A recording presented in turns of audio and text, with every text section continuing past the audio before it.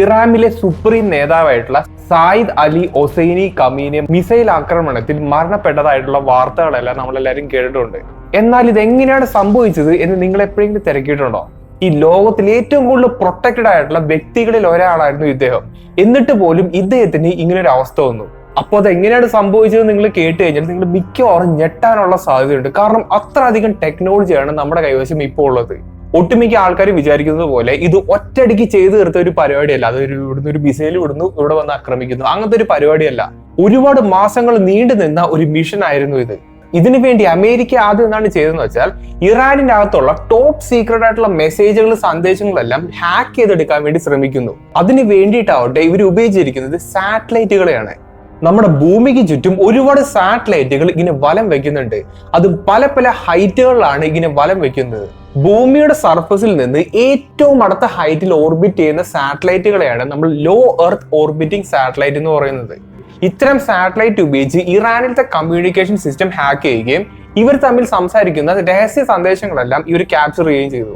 അതിലൂടെ മാത്രം ഇവർക്ക് ഒരുപാടധികം ഇൻഫോർമേഷനും ഒരുപാടധികം ഡീറ്റെയിൽസും ആണ് കിട്ടുന്നത്. അതിനോടൊപ്പം തന്നെ ഒരുപാട് ഗ്രൗണ്ട് ഫോഴ്സസിനെയും ഇറാനിൽ അവർ നിയമിച്ചിട്ടുണ്ടായിരുന്നു. അതായത് സ്പൈ പോലത്തെ ഉള്ള ആൾക്കാരെ ഇറാനിൽ ഇട്ടിട്ടുണ്ടായിരുന്നു. അപ്പോൾ ഇവരിൽ നിന്ന് കിട്ടുന്ന ഇൻഫോർമേഷനും ഈ സാറ്റലൈറ്റിൽ നിന്ന് കിട്ടുന്ന ആ ഒരു കമ്മ്യൂണിക്കേഷൻ എല്ലാം കൂടി ആയപ്പോൾ ഇദ്ദേഹം പോകുന്ന വഴികളെല്ലാം വളരെയധികം ക്ലിയർ ആയിട്ട് അമേരിക്കയ്ക്ക് മനസ്സിലാവും. ഞാനിപ്പോ ഈ പറഞ്ഞ രണ്ട് കാര്യങ്ങളും ഒന്നോ രണ്ടോ ദിവസം കൊണ്ട് മാത്രം തീർത്തു പോയിട്ടുള്ള കാര്യങ്ങളല്ല, ഒരുപാട് മാസങ്ങൾ നീണ്ടു നിൽക്കുന്ന ഒരു പ്രൊസീജിയറാണ് ഞാനിപ്പോ പറഞ്ഞത്. കാരണം ഈ മിഷൻ എന്ന് പറയുന്നത് അത്ര അധികം ഇമ്പോർട്ടന്റ് ആയിട്ടുള്ളതും അത്ര അധികം സെൻസിറ്റീവ് ആയിട്ടുള്ള ഒരു മിഷനാണ്. അപ്പോൾ ഇവിടെ ഒരു ഫെയിലിയർ വരാണ്ടിരിക്കാൻ വേണ്ടിയിട്ടാണ് ഇത്ര അധികം പ്രിപ്പറേഷൻ അവരെടുത്തത്. അങ്ങനെ ഒരുപാട് മാസം മുന്നോട്ട് വന്നു. ഇറാനിലെ ടെഹ്റാൻ എന്ന് പറയുന്ന ഒരു സ്ഥലമുണ്ട്. ഇറാനിൽ കണ്ടുവരുന്ന ഒട്ടുമിക്ക ടോപ്പ് പൊളിറ്റിക്കൽ ലീഡേഴ്സും ഇങ്ങനെ ഗ്യാദർ ചെയ്യുന്ന ഒരു സമയവും സന്ദർഭവും അവർ കാൽക്കുലേറ്റ് ചെയ്ത് വെക്കുന്നു. ഇത് ഇത്തരത്തിലുള്ള ഒരു സ്ഥലമായതുകൊണ്ട് തന്നെ ഇത് വളരെയധികം ഹെവിലി ഗാർഡഡ് ആയിട്ടുള്ള ഒരു സ്ഥലമാണ്.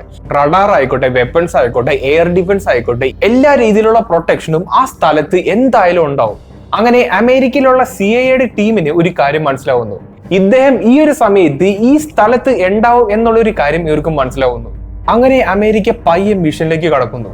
അപ്പോൾ ഈ ഒരു സ്ഥലം ഹെവിലി ഗാർഡ് ആയിട്ടുള്ളതും ഒരുപാട് എയർഫോഴ്സ് മിസൈലൊക്കെ ഉള്ള ഒരു സ്ഥലമായതുകൊണ്ട് തന്നെ ഇവർ ആദ്യം തന്നെ ഇവിടെയുള്ള എയർഫോഴ്സിനെ സപ്രസ് ചെയ്യാൻ വേണ്ടി നോക്കുന്നു. അതായത് എയർഫോഴ്സിനെ കംപ്ലീറ്റ്ലി നശിപ്പിക്കാൻ വേണ്ടി അവർ നോക്കുന്നു.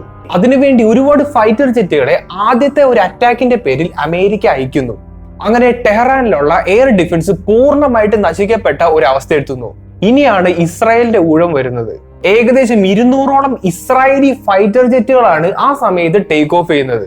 ഈ ഫൈറ്റർ ജെറ്റുകളാവട്ടെ 30ഓളം മിസൈലുകളാണ് ഈ ടാർഗറ്റിലേക്ക് വന്നിടിപ്പിക്കുന്നത്.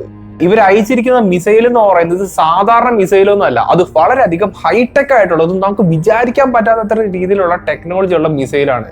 അതിന്റെ പേരാണ് ബങ്കർ ബസ്റ്റർ. ആൾക്കാരെല്ലാം വളരെയധികം സുരക്ഷിതമായിട്ട് കീപ്പ് ചെയ്യുന്ന ഒരു സ്ഥലത്തെയാണ് ശരിക്കും നമ്മൾ ബങ്കർ എന്ന് പറയുന്നത്. അത് മിക്കവാറും മണ്ണിന്റെ താഴെയായിരിക്കും കണ്ടുവരുന്നത്. അതായത് ഒരുപാട് നിലകളുള്ള ഒരു ബിൽഡിംഗ് മണ്ണിന്റെ താഴെ വരുന്നതിനാണ് ശരിക്കും ബങ്കർ എന്നൊക്കെ പറയുന്നത്. ഇത്തരം ബങ്കറുകളിൽ നിൽക്കുന്ന ആൾക്കാർക്ക് വളരെയധികം സേഫ് ആയിട്ട് നിൽക്കാൻ പറ്റും ഇത്തരത്തിലുള്ള മിസൈൽ അറ്റാക്കുകളിൽ നിന്നൊക്കെ. ഇത്തരം ബങ്കറുകളെല്ലാം ഒരുപാട് വർഷങ്ങൾക്ക് മുന്നേ നടന്നിട്ടുള്ള യുദ്ധങ്ങളിലൊക്കെ നമ്മൾ ഉപയോഗിച്ച് വരുന്ന സംഭവമാണ്. അതുകൊണ്ട് തന്നെ ഈ ബങ്കറുകളുടെ ഡിസൈനും അതിന്റെ ഉപയോഗവും നമുക്ക് എല്ലാവർക്കും നല്ല രീതിയിൽ അറിയാം. ഈ മിസൈലിന്റെ പേര് തന്നെ ബങ്കർ ബസ്റ്റർ എന്നുള്ളതാണ്.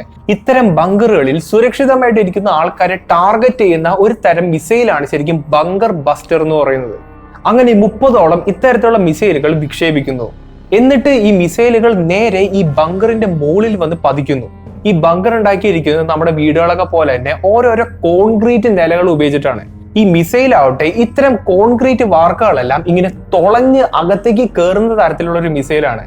അതിപ്പോ ഒരു വാർക്കയിൽ അതിൽ നിന്ന് നിൽക്കില്ല, അത് 6 വാർക്ക വരെ ഇങ്ങനെ തുളഞ്ഞിങ്ങനെ അകത്തേക്ക് പോകുന്ന തരത്തിലുള്ള ഒരു മിസൈലാണ്. അങ്ങനെ ഈ മിസൈൽ ഈ ബങ്കറിന്റെ ഏറ്റവും താഴ്ത്തത്തെ നിലയിൽ വന്ന് ഇങ്ങനെ മുട്ടുന്നു. അവിടെയാണ് ഈ പറഞ്ഞ ആൾക്കാരൊക്കെ വളരെയധികം സേഫ് ആയിട്ടിരിക്കുന്നത്. പിന്നീട് സംഭവിക്കുന്നത് എന്താണെന്ന് നിങ്ങൾക്ക് ഗസ് ചെയ്യാവുന്നേ ഉള്ളൂ. അതൊരൊറ്റ പൊട്ടിത്തെറിയാണ്. ഇങ്ങനെ ചെയ്യുന്നതോടുകൂടി ഈ ബങ്കറിൽ ഒളിച്ചിരിക്കുന്ന ആൾക്കാർ ഒട്ടും തന്നെ സർവൈവ് ചെയ്യാനുള്ള സാധ്യതയില്ല. അങ്ങനെയാണ് ഈ മാസങ്ങളോളം നീണ്ടു നിന്ന ആ ഒരു മിഷൻ പൂർത്തിയാവുന്നത്. ഇവിടെ ഈ മിസൈലിന് മാത്രം ഏകദേശം 19 അടിയോളം നീളമുണ്ട്. അപ്പൊ അത്യാവശ്യം വലിയൊരു സംഭവം തന്നെയാണ് ഇത്. ഈ മിസൈൽ ഉണ്ടാക്കിയിരിക്കുന്നത് 80% അലുമിനിയവും 20% TNT പോലുള്ള എക്സ്പ്ലോസീവ്സ് ഉപയോഗിച്ചിട്ടാണ്. കമീനയുടെ ഒപ്പം തന്നെ മേജർ ജനറൽ മുഹമ്മദ് പപ്പോറും ഇറാനിയൻ നേവൽ ഓഫീസർ ആയിട്ടുള്ള അലി ഷംഖാനി എന്ന് പറയുന്ന ഒരു വ്യക്തിയും കൂടി ഉണ്ടായിരുന്നു. ഈ 3 പേരും ഈ ആക്രമണത്തിൽ ഇല്ലാണ്ടായി എന്നുള്ളൊരു കാര്യമാണ് നമുക്ക് ഇപ്പോൾ അറിയാൻ കഴിയുന്നത്. അതോടൊപ്പം തന്നെ ഇദ്ദേഹത്തിന്റെ കുടുംബാംഗങ്ങളും ഈ ഒരു മിസൈൽ അറ്റാക്കിൽ മരണപ്പെട്ടതായിട്ട് നമുക്ക് റിപ്പോർട്ട് കിട്ടുന്നുണ്ട്. ഈ വീഡിയോക്ക് എത്ര മിനിറ്റ് നീളമുണ്ട്? ഒരു 5-6 മിനിറ്റ് നീളം മാത്രമേ ഉണ്ടാവുള്ളൂ. ഈ 5-6 മിനിറ്റ് കൊണ്ട് ഞാൻ എക്സ്പ്ലെയിൻ ചെയ്തിരിക്കുന്ന ആ ഒരു പ്രൊസീജിയർ എന്ന് പറയുന്നത് മാസങ്ങളോളം നീണ്ടു നിൽക്കുന്ന പ്ലാനിങ്ങിന്റെ ഒരു ഫലമാണ്. നമ്മുടെ കൈവശമുള്ള വെപ്പൺസിന്റെ പവറും അതിന്റെ ഡിസ്ട്രക്റ്റീവ് കപ്പാസിറ്റി എന്നൊക്കെ പറയുന്നത് നമുക്ക് ഇമാജിൻ ചെയ്യാൻ പോലും പറ്റാത്തതിന്റെ അപ്പുറമാണ്. എന്തൊക്കെ തന്നെയായാലും ഇദ്ദേഹം മരണപ്പെട്ടു എന്നുള്ളൊരു വാർത്ത എല്ലാവരും റിപ്പോർട്ട് ചെയ്യുന്നുണ്ട്, എല്ലാ ആൾക്കാരും പറയുന്നുണ്ട്. പക്ഷേ അത് എങ്ങനെയാണ് സംഭവിച്ചത്, അതിന്റെ ബാക്ക് സ്റ്റോറി എന്താണെന്നുള്ളത് ആരും പറയുന്നതായിട്ട് ശ്രദ്ധിച്ചിട്ടില്ല. അതുകൊണ്ട് ഞാൻ ചെയ്യുന്ന ഒരു വീഡിയോ മാത്രമാണ് ഇത്.